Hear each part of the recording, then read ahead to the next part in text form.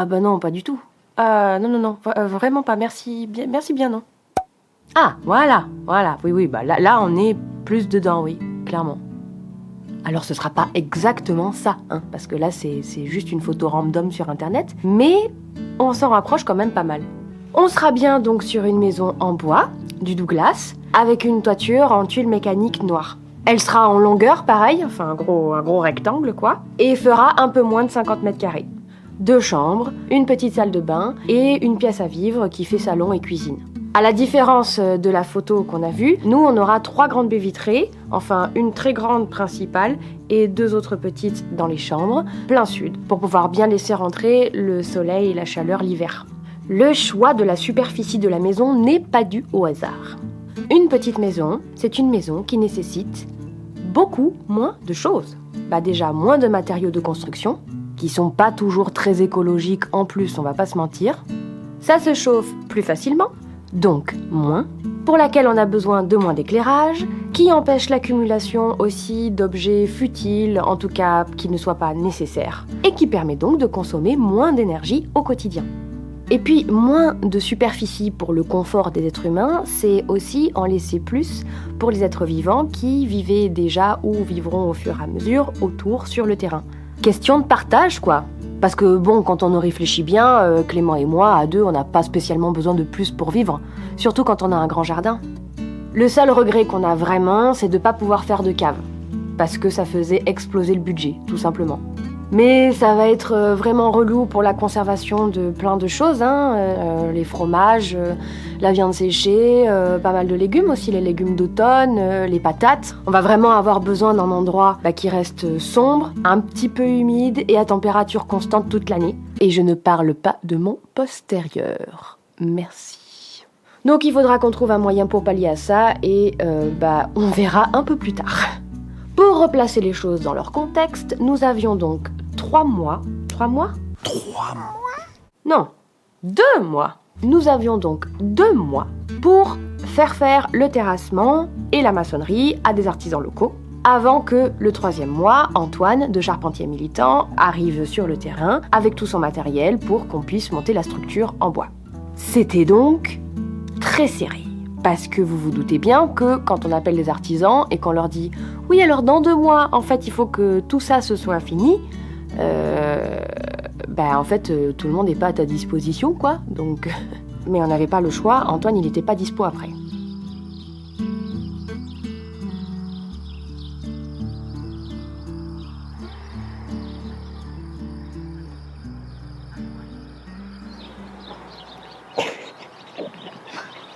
Eh bien, nous sommes le 1er jour des travaux. Et ça fait bizarre. C'est quand même un gros tas, quoi. Un gros tas de terre.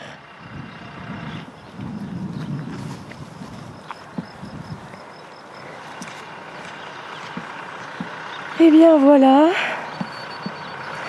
Nous arrivons sur le début de tout.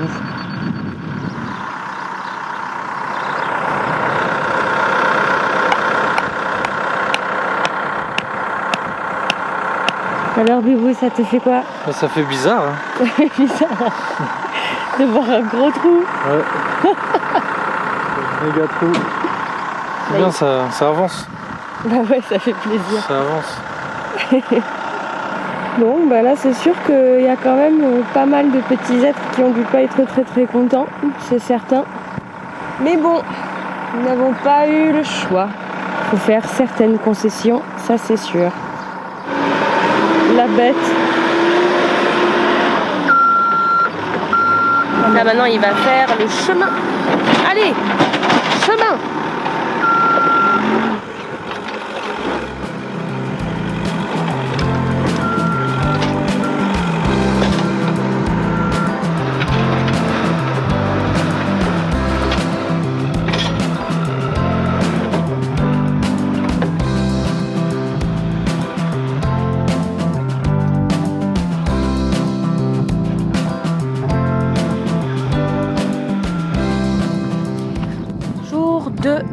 Eh bien, première problématique qui arrive, et à laquelle nous allons devoir faire face.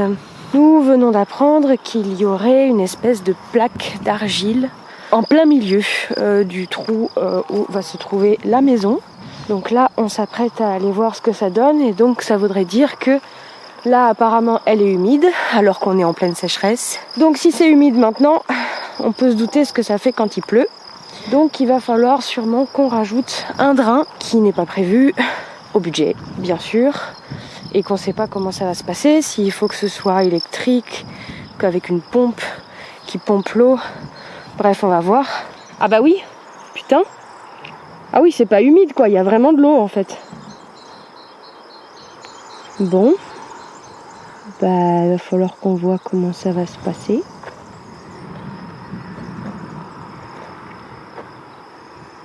Oh, bonjour toi. C'est un petit grillon ça.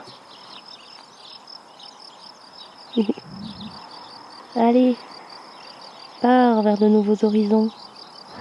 Et puis après, il faudra mettre une buse à cet endroit-là, buse qui se trouve là-bas. On nous l'a dit, hein, de toute façon, on s'y prépare, on le sait. Faire un chantier, faire des travaux, c'est régler des problèmes. Et quand tu viens de régler un problème, il y en a un autre qui arrive derrière. Et tu passes ton temps à faire ça. Et donc, il ne faut pas se laisser abattre au premier problème qui arrive, parce qu'il y en aura d'autres. Bon, bah, nouvelle journée. Alors aujourd'hui, on se fait livrer une partie du matériel de la maçonnerie. Donc, il va y avoir... Ah, yes. Alors ça, c'est le terrassier qui arrive, parce qu'en fait, ils n'ont pas fini les fouilles. Et donc, ils vont finir les fouilles ce matin aussi. Donc, je vais pouvoir filmer ça. Et voilà. Et puis, il va y avoir un gros camion. Concernant la poche d'argile, en fait, on ne sait pas trop ce que c'est. Si c'est bien qu'une poche d'argile ou si c'est une source. Et ça pourrait être une bonne nouvelle, mais le problème, c'est que... en fait, ça serait une super nouvelle. Parce que, imaginez, une source, une vraie source qui nous rend autonomes en eau. Sauf que des fois, des sources, faut creuser à 40 mètres, 100 mètres, 200 mètres pour aller la chercher. Et il faut la pomper. Ça coûte de l'argent, beaucoup d'argent. Donc en fait, pour l'instant, on ne sait pas.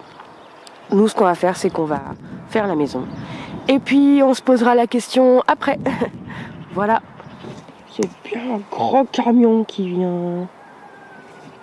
Regardez-moi ce Clément, là. Chef de chantier qui vient récupérer son matériel.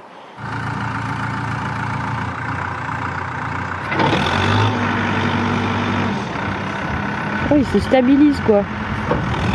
Faut pas que ça bouge.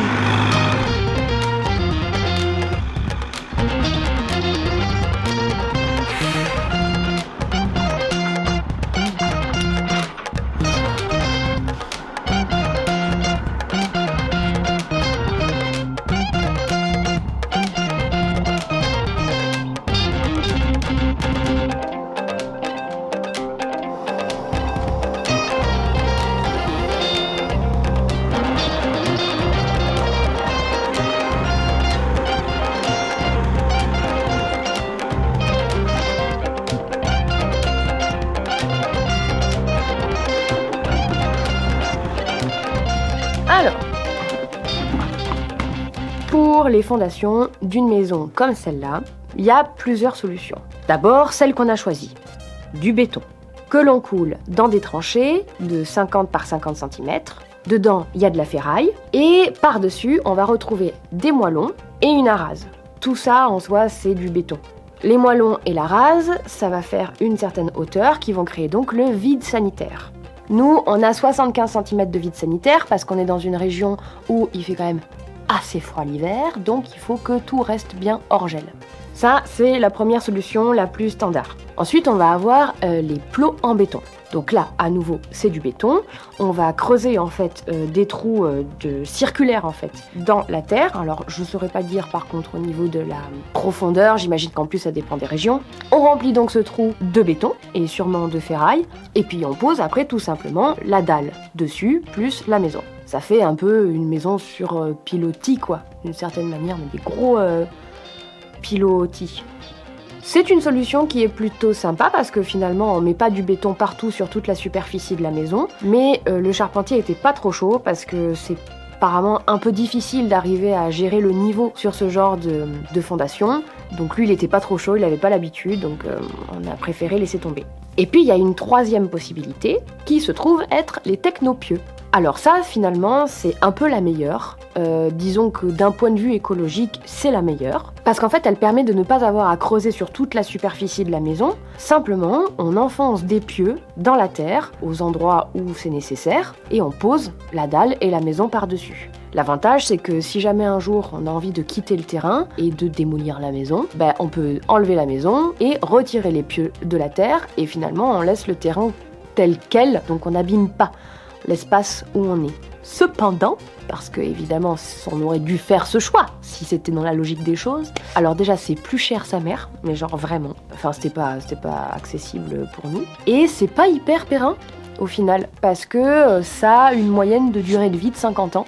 Donc on est parti sur des fondations on ne peut plus classiques, mais on se dit qu'on contrebalance l'utilisation du ciment, enfin du béton, avec le fait que tout le reste de la maison sont en bois.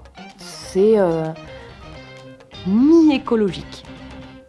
Alors, nouvelle étape, le maçon a pu commencer à faire la maçonnerie. Oui. Et là, vous voyez, ils ont commencé à faire le vide sanitaire. Les arrivées d'eau, d'électricité qui arriveront du coup en plein milieu de la maison. Ah oui, et d'ailleurs, on a eu beaucoup de chance. Parce qu'il se trouve que la mairie n'a pas encore pu faire les travaux pour ramener l'eau et l'électricité jusqu'au terrain. Ce qui était un peu chiant parce qu'on va pas se mentir, de l'eau on en a besoin pour la maçonnerie et de l'électricité on en a besoin pour monter la structure bois. On a acheté un générateur électrique, mais par contre pour l'eau, ça c'était un problème. Et on est tombé sur un agriculteur pas très loin de chez nous, qui est très très gentil et qui a accepté en fait de nous prêter cette cuve et de nous la remplir. Donc oui, il y a toujours des gens sympathiques qui peuvent être prêts à t'aider et ça fait du bien, ça fait plaisir.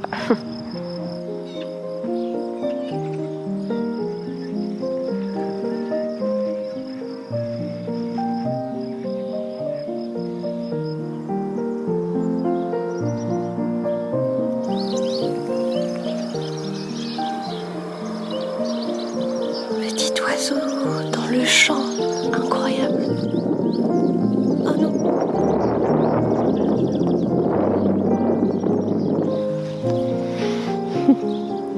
Tu vois la trappe qu'il a fait? La trappe. Le trou là-bas, tu veux dire? Oui. Ça, du coup, c'est une aération. Non, c'est une trappe. Ah, pour pouvoir avoir accès au vide sanitaire. D'accord, ok.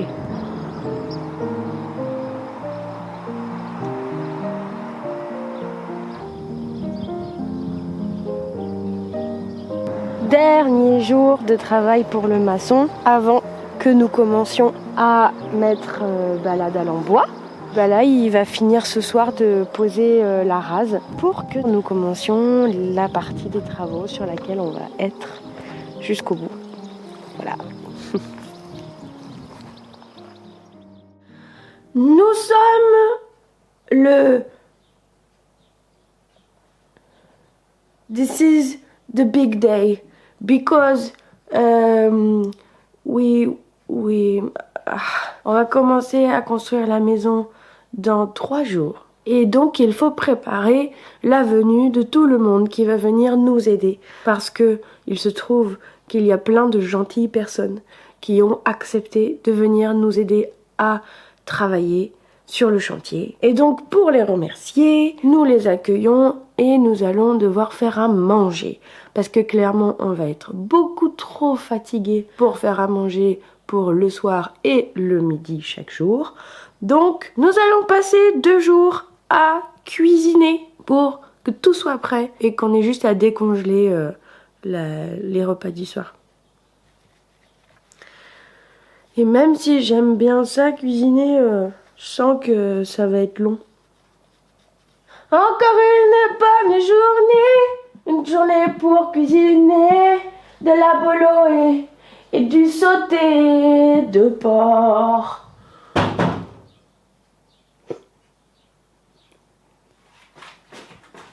vite. C'est l'heure. C'est l'heure de faire des quiches. C'est parti. C'est parti. Allez.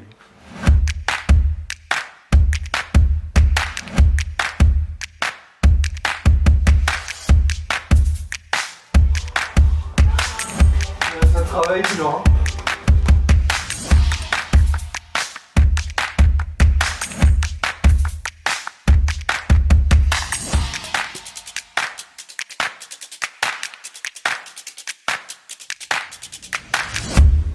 Ok. On a un petit intrus qui vient tout le temps quémander. Mais tu n'es pas chez toi. Et c'est pas comme ça qu'on va avoir envie de te donner en fait. En nous engueulant là. Allez, tu sors. Regardez là, ils sont là tous les deux là. Tu n'as aucun savoir-vivre.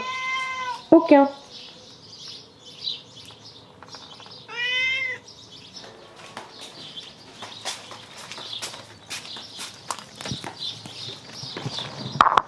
Non. Alors, ratatouille, combien de temps?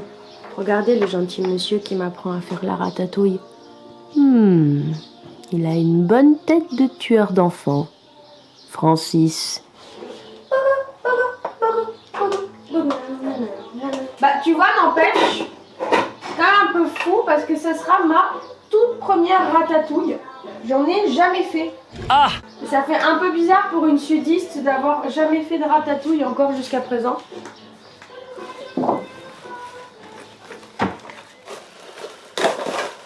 Ah, à l'image, elle fait brûler un peu la tarte. Et même des cakes. Une autre quiche. On a donné. Je suis crevé là. Eh oui.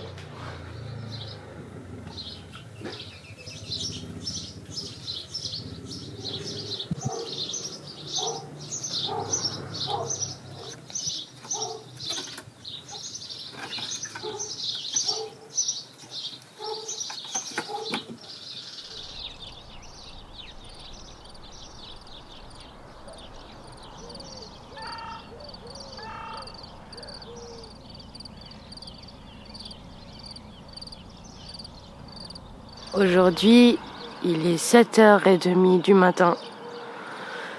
Il est tôt. Et on se fait livrer le bois. Donc voilà, là, l'opération de la journée, c'est de le placer correctement sur le chantier pour que il soit facilement accessible quand on va devoir le transporter. Et puis Antoine, du coup, le charpentier, arrive normalement ce soir, sinon demain matin. En tout cas, tout commencera vraiment demain. Mais on reçoit le bois et voilà, ça va être rigolo. Tu as beaucoup de mouches autour de toi. Ouais. Il y en a vraiment beaucoup. Beaucoup. Donc, en gros, ça, c'est notre maison. Et on a l'agriculteur d'à côté, trop sympa, qui vient nous aider à décharger le camion.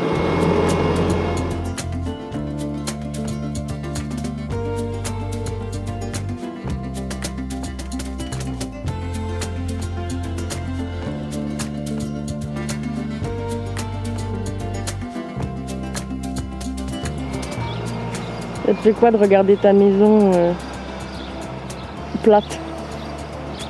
Ça fait bizarre, hein.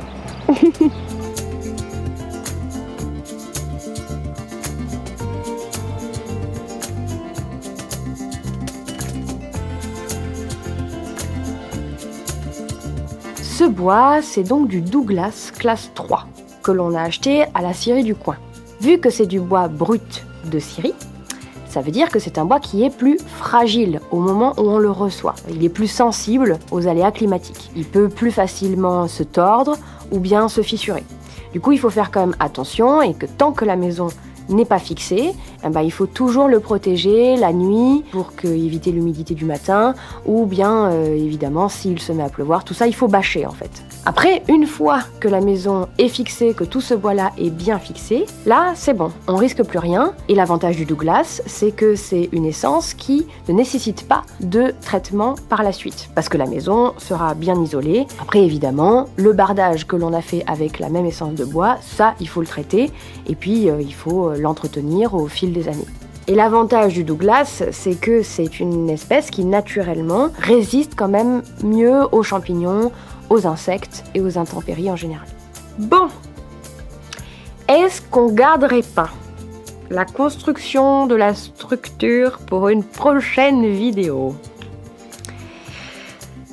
Et si parce que celle-là, elle va être trop longue. Sinon. Alors, on va vous demander d'attendre encore un petit peu pour pouvoir voir la suite. Pour ceux qui ne nous suivraient pas encore sur Facebook ou sur Instagram, sachez que dessus, on y poste des photos de la construction. Donc, c'est aussi un moyen de pouvoir voir un petit peu comment les choses ont pu se passer pendant ce temps de travail intense, fort, fatigant. Mais génial. Donc n'hésitez pas à aller y faire un tour. Nous, on va y retourner parce que y a du taf, hein. Il y a quand même beaucoup de choses à finir avant que cette maison soit totalement habitable. Et d'ici là, prenez soin de vous, portez-vous bien, on vous fait des bisous et surtout bon courage pour la chaleur. Voilà. Allez, finir son repas dans la voiture. Encore. Allez. Allez. Bon, on s'est complètement gouré sur la lasure. Je me suis défoncé le doigt. J'espère que ça tourne pas, hein. Merde, pardon, putain, je l'ai pas vu.